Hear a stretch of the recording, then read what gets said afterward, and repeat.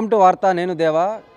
తెలంగాణ జాగృతి కార్యాలయంలో తెలంగాణ జాగృతి అధ్యక్షురాలు కల్వకుంట్ల కవిత మీడియాతో ప్రత్యేకంగా సమావేశమైతే ఈ చిట్ చాట్లో కనుక పలు కీలక అంశాలను అయితే వెల్లడించారు. మరీ ముఖ్యంగా ఏప్రిల్ 25వ తారీఖున ఆవిర్భవించే పార్టీకి సంబంధించి అయితే మాత్రం ప్రధానమైన చర్చ అయితే జరిగింది. ఈ చర్చలో పలు కీలక వ్యాఖ్యలు కూడా చేశారు. ప్రధానంగా పార్టీ పేరు భారత రాష్ట్ర సమితి అని పేరు పెడితే ఎలా ఉంటుంది అనే ఆలోచన కూడా తీసుకొచ్చారు. అదేవిధంగా పార్టీ జెండా మాత్రం పింక్ కలర్లో ఉండబోదని అయితే మాత్రం ఇప్పటికే కవిత స్పష్టం చేశారు. అదేవిధంగా ఏప్రిల్ 25వ తారీఖున మొదటగా కూడా అమరవీరుల స్తూపం వద్దకు వెళ్ళి అనంతరం 10 గంటలకైతే మాత్రం మేడ్చల్ జిల్లాలోని ఒక ఫంక్షన్ హాల్లో ఈ యొక్క పార్టీ ఆవిర్భావ దినోత్సవం అయితే ఉంటుందని ఇప్పటికే కవిత అయితే వెల్లడించారు.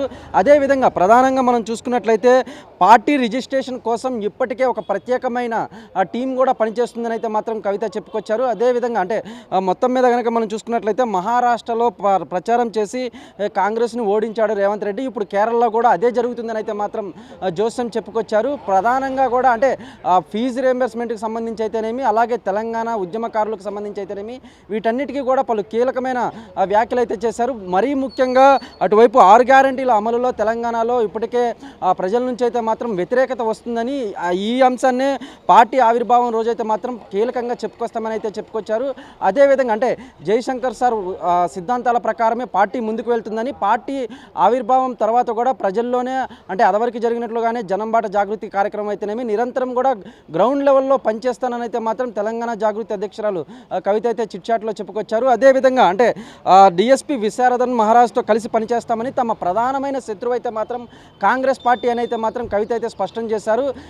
రాబోయే రోజుల్లో అన్ని పార్టీల వారితో చర్చించి పార్టీ ఎజెండా, పార్టీ సిద్ధాంతాలను ఎవరికైతే ఇష్టమైనయో వారు తమ యొక్క పార్టీలను వీడి తెలంగాణ జాగృతిలోకి కలిసేందుకు వచ్చేందుకు తాను సిద్ధంగా ఉన్నామని, ప్రతి ఒక్కరూ కూడా తెలంగాణ శ్రేయస్సు కోసం, తెలంగాణ ఉద్యమకారుల కోసం కష్టపడి పనిచేస్తామని అయితే మాత్రం తెలంగాణ జాగృతి చెప్పుకొచ్చారు. అదేవిధంగా మొత్తం మీద కనుక మనం చూసుకున్నట్లయితే సిద్దిపేట నియోజకవర్గం మహిళా రిజర్వేషన్ వస్తే పోటీ చేస్తానని, అదేవిధంగా గజ్వేల్ మహిళా రిజర్వేషన్ వచ్చినా కూడా పోటీ చేస్తానని, నిజామాబాద్లో చాలా సీట్లు ఈసారి మహిళా రిజర్వేషన్లకి ఉన్నాయని కూడా కవిత అయితే చెప్పుకొచ్చారు.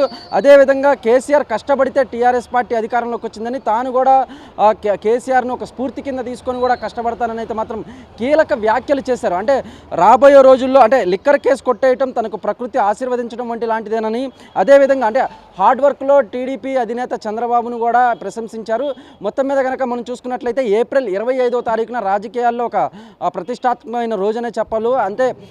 ఏప్రిల్ 25వ తారీఖున ఇప్పటి వరకు తెలంగాణ జాగృతి సంస్థగానే కొనసాగింది. ఆ రోజు పార్టీ పరంగా కూడా ఆవిర్భవిస్తుందని, తెలంగాణ పార్టీ యొక్క సిద్ధాంతాలు, ఎజెండా నచ్చి వివిధ పార్టీల్లోని కార్యకర్తలు అయితేనేమి, నాయకులు అయితేనేమి తెలంగాణ జాగృతిలోకి కలిసి పనిచేయడానికి ఎవరు ముందుకు వచ్చినా కూడా సహకరిస్తామని, రాబోయే రోజుల్లో ప్రజల పక్షానే కొట్లాడి తెలంగాణకు సంబంధించి ఉద్యమకారులు అయితేనేమి వీరందరికీ కూడా న్యాయం జరిగే వరకు కూడా తెలంగాణ జాగృతి అధ్యక్షురాలు కల్వకుంట్ల కవిత పోరాడతానని అయితే మాత్రం చెప్పుకొచ్చారు. మన కార్తీక్తో దేవా, వార్త, హైదరాబాద్.